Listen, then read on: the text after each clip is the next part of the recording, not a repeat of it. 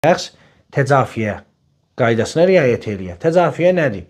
Təcafiyə o zaman ki, imam təşəhhüdü deyir, amma sən imam təşəhhüddə oturduqda, sən də birinci rükətdə qoşulduğun üçün, sən ikinci rükətdə qalxmağın üçün sən təşəhhüd deməməlisən. Təşəhhüd yalnız üçüncü rükətdə olur.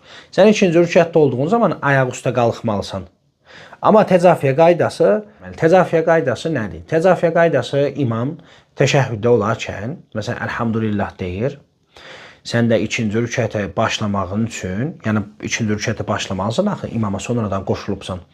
İkinci rükətə qalxmadan öncə ayaq üstə gərək oturasan. Oturaq halında bir qədər dizinin üzərində, əllərin yerdə, sinəni, dizlərini bir-birinə yaxın edərcəsinə, qalxmaq istərcəsinə gözləməlisən.